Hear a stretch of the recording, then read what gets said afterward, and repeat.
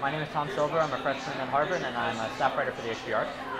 My name is Frank Mace. I'm a junior at Harvard, and I'm an associate United States editor for the Harvard Political Review. I'm Caroline Cox. I'm a junior at Harvard, and I'm the senior United States editor for the Harvard Political Review. So I'll be asking Frank and Caroline a few questions about their political views. Frank identifies as a conservative and Caroline as a liberal. What's it like to be a conservative on the Harvard campus? It can be tough at times, but it's also fun to be an outlier. Today I got a voicemail from the Elizabeth Warren people, an email from the Elizabeth Warren people, a flyer from the Elizabeth Warren people. So I heard nothing from the Scott Brown people, however, that's ultimately who I voted for. It's intellectually stimulating. You have to defend your beliefs a lot, and I think it's a good way to spend 4 years. So Caroline, tell me, what's it like to be a liberal on Harvard's campus? I think it's definitely easier than being a conservative. I'm actually from Tennessee, so very, very red state. So it's actually been a really nice transition for me, or a nice different experience to have where I'm like actually in the majority party, but I would say we definitely are very outspoken on campus.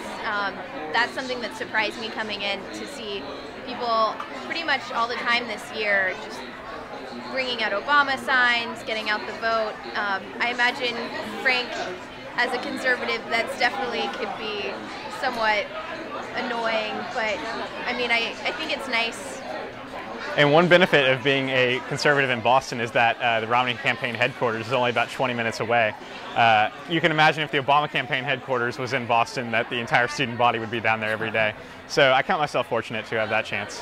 Great. So let me ask you, something that's been a big factor in this campaign is Nate Silver's blog 538. And one of the new things that he's done is he's statistically predicted how likely it is that Obama or Romney is going to win. And it's remarkable because he says right now there's over a 90% chance that Obama is going to win.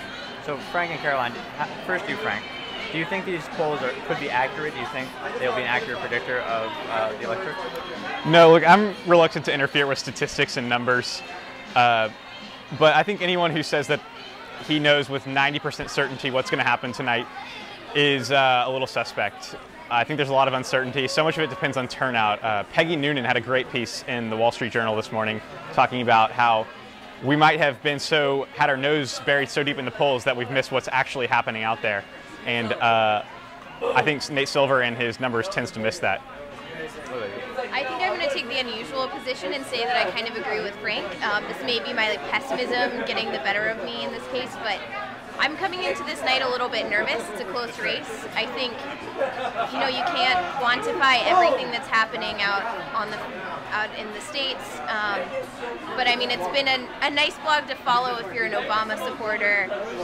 But we'll see if it holds true tonight. I can't really say. Again, I'm like Frank, can't really say much about statistics.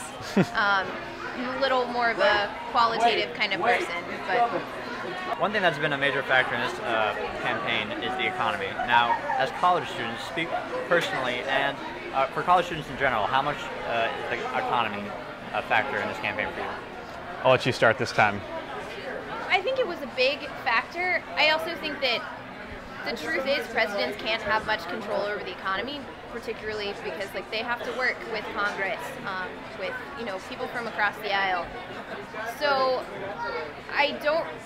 I didn't view this election as much as a referendum on Obama's economic policies. I personally believe he did as best as he could, and that, when you inherit an already failing economy, it's going to take some time to rebuild.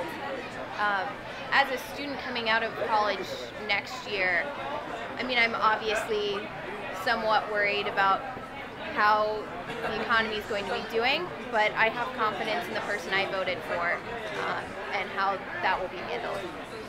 Right, I'm sympathetic to the idea that the expectations for a president to turn their economy around are a little high, but Obama did say at the beginning of his term that if he can't turn around the economy in 3 years, this is going to be a one-term proposition. So I can hold him to that. Plus, Mitt Romney's not a perfect candidate by any means, but this is what he does. He's a turnaround artist, and the country's in need of a turnaround. So for me, the economy is the single most important factor, not to mention the national debt and deficit are downright scary. So that was the most important factor in my decision to support Mitt Romney. Thank you. My last question is, could you just speak to the atmosphere at the IOP? I think it's great. Right now we're about to have another special guest showing up. Obviously a little bit more Democratic presence here, but I'm glad that there are Republicans out. I think just generally excited to see the polls return.